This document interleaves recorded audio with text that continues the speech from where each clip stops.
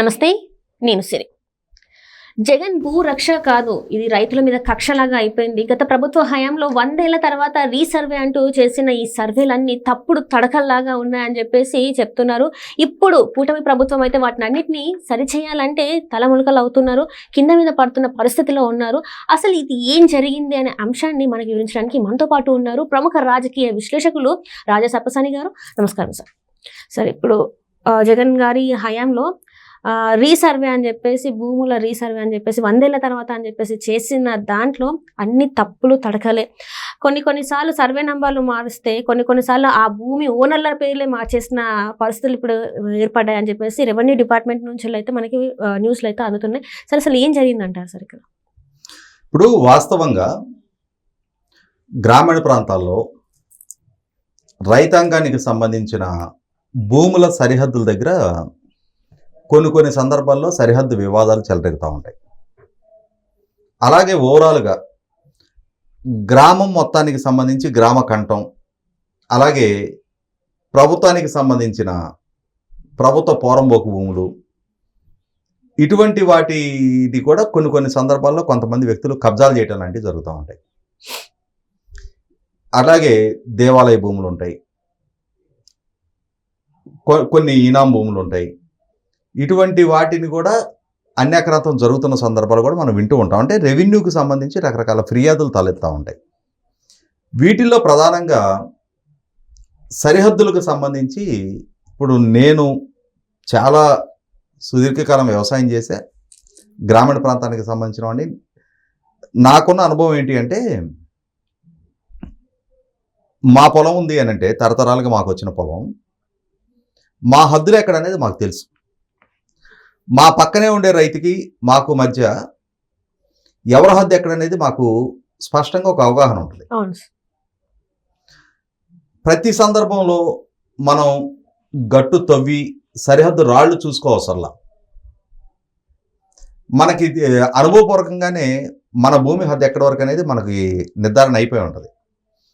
పెద్దగా వివాదాలు తలెత్తాం. కొంతమంది ఉంటారు ఈ సరిహద్దులను మార్చి పక్కవాడ భూమి ఆక్రమించాలి అని చెప్పని కక్కుర్తి ఆలోచనతో ఉండేవాళ్ళు కొద్దిమంది ఉంటారు, పక్క మన సరిహద్దు రైతులు. అటువంటి వాళ్ళ సందర్భంలో, అటువంటి వాళ్ళు చేసే ప్రయత్నాల సందర్భంలో కొన్నిసార్లు వివాదాలు తలెత్తుతూ ఉంటాయి. అలా తలెత్తినప్పుడు ఏం చేస్తారంటే, ఆ ఊర్లో ఉండే ఒక డాక్యుమెంట్ రైటరు, సహజంగా ఏమవుతుందంటే ఈ డాక్యుమెంట్ రైటర్లు కూడా, ఒక ఊరికి ఒక డాక్యుమెంట్ రైటర్ ఉన్నాడు అంటే అతని జీవితకాలం ఆ ఊరికి అతనే ఎక్స్పర్ట్గా ఉంటాడు. అతను ఆధ్వర్యంలోనే ఆ ఊర్లో జరిగే క్రయ విక్రయాల కొలతలు, డాక్యుమెంటేషన్ పార్ట్ అంతా అతని ద్వారానే జరుగుతూ ఉంటుంది. అతనికి కూడా ఆ గ్రామానికి సంబంధించిన ప్రభుత్వ సర్వే రాళ్ళు, బాండ్ రాళ్ళు అంటారు వాటిని, అవి ఎక్కడున్నాయి అనేది ఒక అవగాహన ఉంటుంది. ఇంకొక అడుగు ముందుకేసి గతంలో కరణాలు ఉండేవాళ్ళు, రెవెన్యూ రికార్డులు మొత్తం వాళ్ళే హ్యాండిల్ చేసేవారు. వాళ్ళ దగ్గర అప్పట్లో గ్రామాల్లో ఎట్టి వాళ్ళు అనేవాళ్ళు, తర్వాత తెలంగాణ ప్రాంతంలో కామ్దార్ అంటారు, గ్రామ నౌకర్లు అంటారు, రెవెన్యూ నౌకర్లు అంటారు. ఇప్పుడు వాళ్ళని విఆర్ఏలు అంటున్నారు, విలేజ్ రెవెన్యూ అసిస్టెంట్ అని చెప్పని. వీళ్ళకైతే ఇప్పుడు రైతుల దగ్గర నుంచి శిస్తు వాళ్ళే వసూలు చేస్తుంటారు. పలానా రైతు పొలం అని చెప్పని చెబితే వాళ్ళు ఊర్లో అరుగు మీద కూర్చొని చెప్పగలుగుతారు. పలానా రైతు తూర్పు వైపు ఉన్న తాడి చెట్టుకి 3 గజాల ఉత్తరంగా వెళ్తే అక్కడ హద్దురాయి ఉంటుందని చెప్పేసేవాళ్ళు. అంటే అన్ని నోటెడ్ ఉండేవి వాళ్ళకి. అటువంటి పరిస్థితి ఆ రోజుల్లో పెద్ద వివాదాలు కూడా తలెత్తే కాదు. కాలక్రమంగా ఏమైపోయిందంటే, అసలు భూ యజమానులు వాళ్ళ వృత్తులు ప్రవృత్తులు మార్చుకున్నారు. భూమి కౌలు రైతుల చేతుల్లోకి వెళ్ళింది. ఈ కౌలు రైతులకి ఈ రెవెన్యూ వివరాలన్నీ తెలియకపోవచ్చు, అంటే ఈ హద్దురాళ్ళు వీటి గురించి వివరాలు తెలియకపోవచ్చు. అదే సందర్భంలో ఈ విఆర్ఓ వ్యవస్థలో కూడా మార్పు వచ్చింది. అంటే మొదటి తరం ఆ కరణాల్లోని ఎన్టీ రామారావు గారు కరణీకం వ్యవస్థ రద్దు చేసిన తర్వాత వాళ్లే విఆర్ఓలకు వచ్చారు. వాళ్ళకి ఆ రెవెన్యూ రికార్డుల పట్ల, గ్రామంలో ఉన్న భూ యాజమాన్యాల పట్ల, హద్దుల పట్ల స్పష్టమైన అవగాహన ఉండేది. కాలక్రమంలో వాళ్ళందరూ రిటైర్ అయిపోయారు. తర్వాత రోజుల్లో ప్రభుత్వం ద్వారా రిక్రూట్ చేయబడ్డ విఆర్ఓలు వచ్చారు. వాళ్ళు కొద్ది సంవత్సరాలు ఈ ఊర్లో పనిచేస్తే కొద్ది సంవత్సరాలు ఇంకొక ఊరికి ట్రాన్స్ఫర్లు అవుతా ఉన్నారు. దాంతో ఈ స్పష్టమైన అవగాహన ఉన్న వ్యక్తులు కొరవడ్డారు. అదే సందర్భంలో ఈ రైతులు ఎప్పుడైతే భూమి మీద నుంచి పక్కకు జరిగి వ్యవసాయ వృత్తి నుంచి వేరే వృత్తుల్లోకి మలుతూ చాలామంది కౌలు రైతులు వ్యవసాయం చేయటం మొదలుపెట్టారో ఈ భూ హద్దుల గురించిన అవగాహన తగ్గిపోయింది. ఈ క్రమంలోనే ఇక నేను ఇందాక చెప్పినట్టుగానే ఈ కకుర్తిగాళ్ళు ఉంటారు కదా కొంతమంది, వాళ్ళ జోరు కొంచెం పెరిగింది. దాంతో ఈ సర్వే పరమైన వివాదాలు తలెత్తడం మొదలైనవి. ఈలోగా ప్రభుత్వాలు కూడా revenue records digitalization process begin చేశారు. ఈ డిజిటలైజేషన్ ప్రాసెస్ బిగిన్ చేసినప్పుడు కూడా చేసిన తప్పేంటి అంటే, ఎవడో ఒక digital assistant, data entry operator ఎవడో ఉంటాడు. ఈ సర్వే నెంబర్లని డిజిటలైజేషన్ చేసే ప్రాసెస్లో భాగంగా ఇప్పుడు మీకు ఒక పొలం ఉంది, మీ తాతగారు సంపాదించిన ఆస్తి మీ నాన్నగారి దగ్గర నుంచి మీకు వచ్చింది. అది మీకు వారసత్వంగా వచ్చిన ఆస్తి అయినా ఆ హక్కు ఎలా సంక్రమించింది అనేది మీకు డాక్యుమెంట్ ఉంటుంది. వాళ్ళు ఎవరి దగ్గర నుంచి కొనుక్కున్నారనేది లింక్ డాక్యుమెంట్ ఉంటుంది. మీ పేరిట పాస్బుక్ ఉంటుంది. గత 40 సంవత్సరాలుగానో 50 సంవత్సరాలుగానో మీ కుటుంబం అనుభవిస్తున్న సందర్భంగా ప్రతి సంవత్సరం ప్రభుత్వానికి చెల్లిస్తున్న భూమి శిస్తు రసీదులు ఉంటాయి. ఇన్ని మీ హక్కుని నిర్ధారణ చేసే డాక్యుమెంట్స్ ఉన్నాయి. ఏం జరుగుద్ది, మీకు మీ పక్క పొలం వాళ్ళకి కూడా ఒకే సర్వే నెంబరు బైఫర్గేట్ అయ్యి ఒకే సర్వే నెంబర్లో మీ ఇద్దరికి భూములు ఉండొచ్చు. ఈ డేటా ఎంట్రీ ఆపరేటర్లు ఏం చేశారంటే, ఒక డాక్యుమెంట్లో ఒక పర్టికులర్ సర్వే నెంబర్లో మీకు 1 ఎకరన్నర ఉంది, పక్క అతనికి 1 ఎకరం ఉంది. వీళ్ళు ఏం చేశారు, ఈ డేటా ఎంట్రీ ఆపరేటర్లు ఈ డిజిటలైజేషన్ చేసే ప్రాసెస్లో మీకున్న ఎకరన్నరలో నుంచి 1 ఎకరం అతనికి గెలిపి ఎంటర్ చేశారు. లేదు, అతనుకున్న ఎకరంలో నుంచి ఒక 20 సెంట్లో అరెకరం మీకు కలిపి ఎంటర్ చేశారు. లేదంటే మొత్తం ఒకే సర్వే నెంబరు అతని భూమిని కూడా మీకు, మీ దాన్ని అతనికి ఎంటర్ చేశారు. దాంతో ఏమైపోయింది, భూమి మీదే, డాక్యుమెంట్ మీ పేరిట ఉంది, అనుభవంలో మీరున్నారు, దశాబ్దాల తరబడి మీరు వ్యవసాయం చేసుకుంటా ఉన్నారు, మీ పేరిట శిస్తులు చెల్లిస్తూ ఉన్నారు, పాస్బుక్ ఉంది, అన్నీ ఉన్నాయి. కానీ ఆన్లైన్లో మీ పేరు రాదు. ఆన్లైన్లో వేరే వాళ్ళ పేర్లు వస్తున్నాయి, పక్క వాళ్ళ పేర్లు వస్తున్నాయి. ఈ ఒక వివాదం, దీన్ని ఎవరు పరిష్కరించాలి? మొట్టమొదట గ్రామీణ ప్రాంత రైతులు. చాలామందికి ప్రభుత్వ కార్యాలయాలకు వెళ్ళటం వీటి గురించిన అవగాహన కూడా ఉండదు. వాళ్ళకి ఉదయం లేచి పొలం వెళ్ళి రెక్కల ముక్కలు చేసుకొని ఇంటికి రావడమే తెలుసు. ఒక వివాదం తలెత్తింది, అది వాళ్ళ జీవితకాలపు అచీవ్మెంట్. ఆ భూమి కష్టపడి రెక్కల ముక్కలు చేసుకొని వారసత్వంగా వచ్చిందని కాపాడుకుంటా వచ్చి ఉండాలి. దాని మీద వాళ్ళ కుటుంబాన్ని పోషించుకుంటా వాళ్ళ పిల్లల్ని వాళ్ళు చదివించుకున్నారు, వాళ్ళు సర్వైవ్ అయ్యారు. లేదు, వాళ్ళు కొంచెం కష్టపడి రూపాయి పొదుపు చేసుకొని కొనుక్కున్న భూమి అయినా అయి ఉండాలి. అటువంటి భూమికి సంబంధించి ఆన్లైన్లో మీ పేరు రిఫ్లెక్ట్ అవ్వలేదు అనుకుందాం, ఏం జరుగుద్ది? ప్రభుత్వం నుంచి వచ్చే పథకాలు మీకు అందవు. రెండోది, మీరు మళ్ళీ తిరిగి ఏదైనా అవసరం వచ్చి అమ్ముకోవాలి అని అంటే ఆన్లైన్లో మీ పేరు రిఫ్లెక్ట్ అవ్వదు. లేదు, మీ కుటుంబంలో ఎవరికైనా పిల్లలకో ఇంకెవరికైనా ఆస్తి బదలాయింపు చేయాలి అన్నా కూడా సాంకేతికంగా సాధ్యం కాదు. దాంతో రైతులు ఒక ఆందోళన. ఎవరు చేసిన తప్పిది? ఒక ప్రభుత్వ విభాగంలో ఒక క్లర్క్ స్టేజ్లో చేసిన తప్పు ఎంత ఆందోళన కారకమవుతా ఉంది. దీనికి వీళ్ళు ఆ కన్సర్న్ విఆర్ఓని అప్రోచ్ అవ్వాలి. విఆర్ఓ ఎంఆర్ఓ దగ్గర ఒక దరఖాస్తు పెట్టిస్తాడు. ఎంఆర్ఓ సర్వేకి ఆదేశిస్తాడు. సర్వేయర్ వచ్చి సర్వే చేసి ఆ పర్టికులర్ సర్వే నెంబర్లో మీ ఎక్స్టెంట్ ఎంత, వాళ్ళ ఎక్స్టెంట్ ఎంత అనేది అతను నిర్ధారణ చేసుకొని చుట్టుపక్కల ఉన్న భూములకు కూడా నోటీసులు ఇచ్చి అందరినీ పిలిచి పంచనామా రిపోర్ట్ తయారు చేసి మీ సర్వే నెంబర్లో మీరే ఉన్నారనేది నిర్ధారణ చేసుకున్న తర్వాత అప్పుడు ఈ పంచనామా రిపోర్ట్ ఎంటర్ చేసి మళ్ళీ రికార్డు కరెక్షన్ చేయాలి. ఆ డేటా ఎంట్రీ ఆపరేటరు ఒళ్ళు దగ్గర పెట్టుకొని మొదట్లోనే ఎవరి యాజమాన్య హక్కుల ప్రకారం వాళ్ళకి ఎంటర్ చేస్తున్నట్టయితే ఇంతమందికి మళ్ళీ ఇంత శ్రమ ఉండేది కాదు కదా, ఇంత మనోవేద కూడా ఉండేది కాదు కదా. ఇటువంటి వివాదాలు తలెత్తా ఉన్నాయి. తలెత్తుతున్న సందర్భంగా జగన్మోహన్ రెడ్డి ప్రభుత్వం ఏం చేశారంటే, జగనన్న భూరక్ష అని చెప్పని మొత్తం భూములు సర్వే చేస్తున్నాను నేను, 100 సంవత్సరాల తర్వాత మళ్ళా భూ రికార్డులు కరెక్షన్ మొదలు పెట్టాము, సర్వే చేస్తున్నాము, సమగ్ర సర్వే అని చెప్పని మొదలుపెట్టారు. అంటే ఏం చేయాలి? ఇటువంటి వివాదాన్ని పరిష్కరించాలి. కానీ ఇక్కడ ఏం జరిగిందంటే కొండనాలకి మందేస్తే ఉన్ననాలకి ఊడినట్టుగా వివాదాలు పరిష్కరించాల్సిన దగ్గర ఈ వివాదాలను మరింత సంక్లిష్టం చేశారు. ఈ సంక్లిష్టం చేసేటప్పటికి ఏమైపోయిందంటే ఇప్పుడు ఏ రైతుని కదిలిచ్చినా ఒక వెధ, మా భూమి 9 ఎకరాల 16 సెంట్లు ఉండాలండి అంటే తెలంగాణ ప్రాంతంలోనేమో గుంటలు అంటారు, ఆంధ్ర ప్రాంతంలో సెంట్లు అంటారు. ఇవాళ ఇదంతా ఆంధ్రప్రదేశ్ రాష్ట్రానికి సంబంధించింది కాబట్టి సెంట్లు లెక్కే మాట్లాడతాం మనం. 9 ఎకరాల 16 సెంట్లు ఉండాలండి మా భూమి, సమగ్ర సర్వే చేసినాక 8 ఎకరాల 30 సెంట్లే వస్తుంది, 86 సెంట్లు కనిపించలేదు మా భూమి అంటారు. భూమి విస్తీర్ణం అక్కడే ఉంటుంది, భూమి ఎక్కడికి పోలా, కాకులు ఎత్తుకోవాలా భూమిని. 9 ఎకరాల 16 సెంట్లు భూమి ఉంది, డాక్యుమెంట్ ఉంది, పాస్బుక్లు ఉన్నాయి, తహసీలు కట్టిన రసీదులు ఉన్నాయి. కానీ ఈ సర్వే చేసి ఈ పంచనామా రిపోర్టు తయారు చేసి దాన్ని ఆన్లైన్లో ఎంటర్ చేసేటప్పటికి డిజిటల్గా నీ భూమి విస్తీర్ణం తగ్గిపోతుంది. ఎలా అంటారు సార్? ఎందుకంటారు? అసలు ఏం జరుగుతుంది అంటే సరైన ఎక్స్పర్టైజ్ లేకుండా నిర్లక్ష్యంతో ఈ సర్వే ప్రాసెస్ నడిపించిన పర్యవసానం.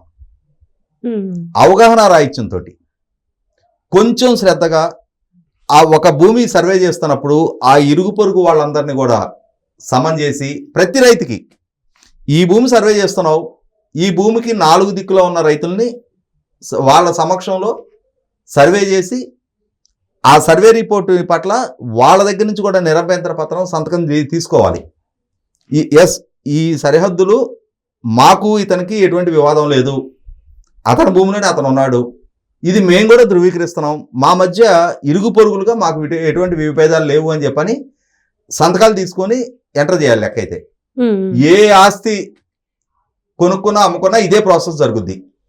ఒక టౌన్ లేఅవుట్లో ఒక 200 గజాల స్థలం కొనుక్కున్నా కూడా దానికి కాంపౌండ్ వాళ్ళు కట్టుకునేటప్పుడు పక్క ప్లాట్లు వాళ్ళ సమక్షంలోనే నిర్మాణం జరుగుతుంది. అది దానికి మార్కింగ్ చేసుకునేటప్పుడు, ఎందుకంటే భవిష్యత్తులో వివాదాలు తలెత్తకుండా ఆ ప్లాట్ అతను కాంపౌండ్ వాళ్ళు కట్టుకోవాలన్నా మీ ప్రెజెన్స్ అవసరం, మీరు కట్టుకోవాలన్నా అతని ప్రెజెన్స్ అవసరం.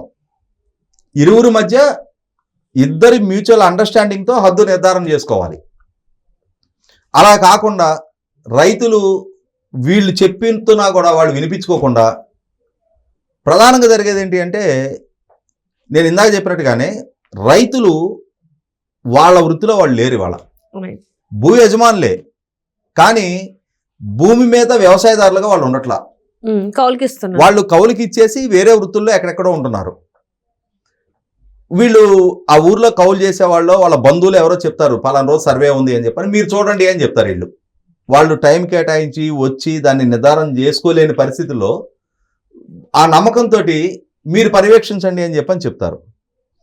ఈ కౌలు చేసే వాళ్ళకి వ్యవసాయం తెలుసు, కానీ భూ యజమానులు వాళ్ళు కాదు. పూర్తి స్థాయి హద్దులు వీటి గురించిన అవగాహన కూడా ఉండకపోవచ్చు. ఇంకొకటి కూడా జరిగింది ఏంటి అంటే, తరాలు మారినాయి, తండ్రులకు అవగాహన ఉంది. ఇప్పుడు భూ యజమానులు పిల్లలే, కానీ వీళ్ళకి వాళ్ళ సొంత భూమి ఎక్కడో ఊళ్ళో ఎవరో తీసుకెళ్ళి చూపించాలి, ఇదిరా బాబు మీ భూమి అని చెప్పని. ఇటువంటి స్థితిలో ఈ ప్రభుత్వ ఉద్యోగులకి వాళ్ళకి అవగాహన లేదు.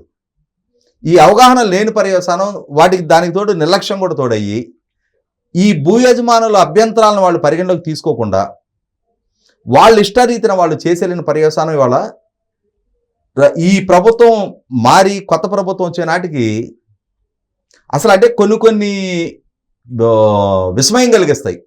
ఇప్పుడు మా మిత్రుడికి సంబంధించి రీసెంట్గా ఒక వివాదం నడుస్తూ ఉంది.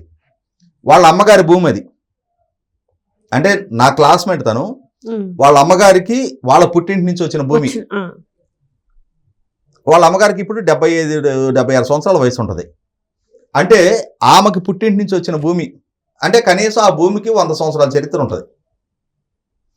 ఆ భూమి అప్పటి నుంచి డాక్యుమెంట్ ఉంది, అప్పటి నుంచి వీళ్ళే పొజిషన్లో ఉన్నారు, వీళ్ళ పేరిట శిస్తులు ఉన్నాయి, పాస్బుక్లు వీళ్ళ పేరిట ఉన్నాయి.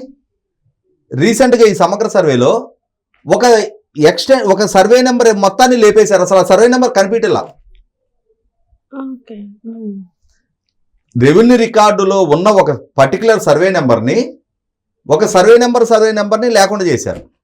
ఎక్కడ పోతుంది సర్వే నెంబరు?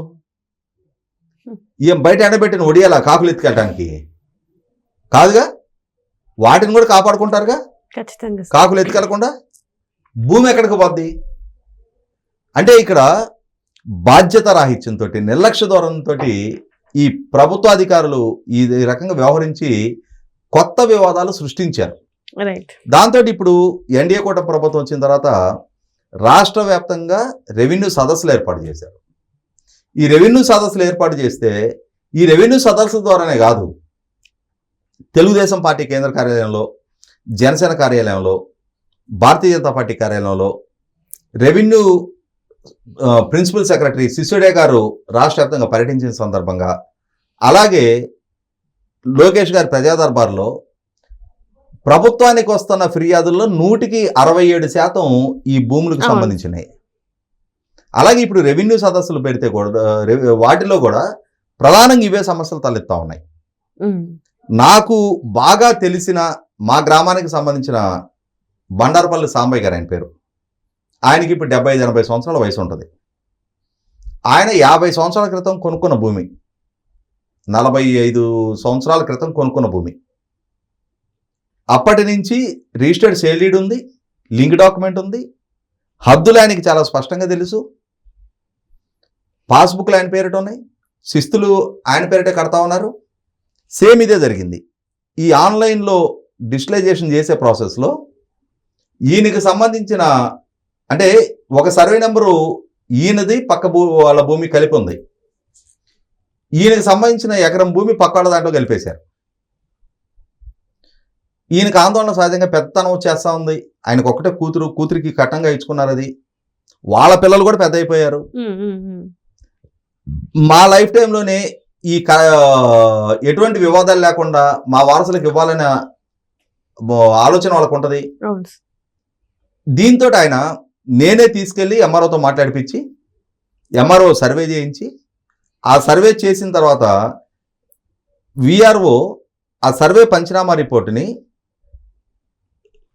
ఆ డిజిటలైజేషన్ చేసే కన్సర్న్డ్ పర్సన్కి అప్పచెప్పి కరెక్షన్ చేయాలి. ఈలోపు ఆ విఆర్ఓ ట్రాన్స్ఫర్ అయింది. ఆ పంచనామా రిపోర్ట్ ఎక్కడ పెట్టాడో కూడా తెలియదు విఆర్ఓ. అతను రిలీవ్ అయ్యి వెళ్ళిపోయాడు. నేను మళ్ళీ హైదరాబాద్ నుంచి వెళ్ళినప్పుడు ఇట్లా అండి ఇంకా అవ్వలేదు మన అంటే, మళ్ళీ నేను ఇప్పుడు ఈ గ్రామ సచివాలయ వ్యవస్థ వచ్చింది. అవి నేను ఎప్పుడు ఆఫీస్కి వెళ్ళేవాడిని కాదు. అటువంటిది ఇతని కోసం అని చెప్పని వెళ్ళి ఆ కన్సర్న్డ్ రెవెన్యూ అసిస్టెంట్ని అడిగితే, అప్పుడు పాత విఆర్ఓ నెంబర్ ఉంది నా దగ్గర. అతనికి ఫోన్ చేస్తే, రాజేష్ గారు ఆ ఆఫీసులో బీరువాలో పలానా అరలో పెట్టానండి ఆ రిపోర్ట్ అన్నాడు. మొత్తం ఆ బీరువా అంతా తిరగేసాం కిందకి మీదకి, లేదు రిపోర్టు. మళ్ళీ సర్వే చేయాలి, మళ్ళీ పంచనామా రిపోర్ట్ రావాలి. ఆ 80 సంవత్సరాల వృద్ధుడు, నిరక్షరాస్యుడు, ఆయన ఎంత ఆందోళన ఎదుర్కొంటా ఉంటాడు. వీటి కారణంగా చాలా రెక్కల ముక్కలు చేసుకొని కష్టపడి సంపాదించుకున్న భూమి అది. తిని తినక జీవితంలో చాలా త్యాగాలు చేసి ఒక్కొక్క రూపాయి పోగు చేసుకొని కొనుక్కున్న భూమి అది. ఈ వయసులో దీన్ని నేను ఇప్పుడు కనుక కరెక్ట్ చేయకపోతే రేపు నా పిల్లలకి ఇది సక్రమంగా అందుందా లేదని ఆందోళన కదా రైతుకి. ఎవరు సృష్టించిన సమస్య అది? ఇది జగన్మోహన్ రెడ్డి గారి పాలనా హయాంలో నేనేదో మేలు చేస్తున్నా అని చెప్పని ఒక కొత్త వివాదాల సుడిగుండాన్ని సృష్టించాడు ఆయన. ఆ సృష్టించిన పర్యాసాన్ని వల్ల గ్రామీణ ప్రాంత రైతాంగం నిద్రకరువుతూ ఉన్నారు. తిన్నకూడు వంట పట్టని పరిస్థితి అవుతుంది వాళ్ళకి. ఇప్పటికీ ఈ ప్రభుత్వ ఆధ్వర్యంలో ఈ రెవెన్యూ సదస్సుల ద్వారా అయినా సరే ఒక పూర్తి పరిష్కారం, భవిష్యత్తులో రైతులకి సంబంధించి నిత్యం వాళ్ళు ప్రకృతితో పోరాటం చేయాలి. ఎప్పుడు ఏ వైపరీత్యాలు తలెత్తుతాయని చెప్పనే ఆందోళనతో వ్యవసాయం చేయాలి. చేసిన వ్యవసాయం సక్రమంగా చీడపీడల బారిన పడకుండా మంచి దిగుబడి వస్తుందా లేదా అని ఆందోళన. వీటినన్నింటినీ అధిగమించి రెక్కల ముక్కలు చేసుకొని మంచి పంట పండిస్తే దానికి గిట్టుబాటు ధర వస్తా లేదని ఆందోళన. గిట్టుబాటు ధరకు అమ్ముకుంటే మళ్ళీ సక్రమంగా నేను అమ్ముకున్న దానికి డబ్బు నాకు వస్తుందా లేదా అని ఆందోళన. ఇన్ని ఆందోళనల మధ్య జీవనం సాగించే రైతాంగానికి ఇప్పుడు ఆ భూ యాజమాన్య హక్కు విషయంలో కూడా కొత్తగా ఆందోళన తలెత్తితే, ఇవాళ మనం రైతుని సంక్షేమం అందించాల్సిన స్థితి నుంచి సంక్షోభంలోకి నెడుతున్నాం. అవును. ఇది శ్రేయస్కరం కాదు. ఎందుకంటే మనకి మొదటి నుంచి ఒక మాట చెప్తా ఉంటారు, ఎద్దు ఏడ్చిన రైతు, రైతు ఏడ్చిన రాజ్యం బాగుపడ్డ దాఖలా చరిత్రలో లేదు అంటారు. రైతాంగం ఇప్పటికే కన్నీరు పెడుతున్నారు. దాన్ని ఆ కన్నీరు తుడవాల్సిన ప్రభుత్వాలు వాళ్ళ కన్నీరు మరింతగా పెరిగే పరిస్థితులు సృష్టించడం అనేది ఆక్షేపణీయం. Right right right. Thank you so much.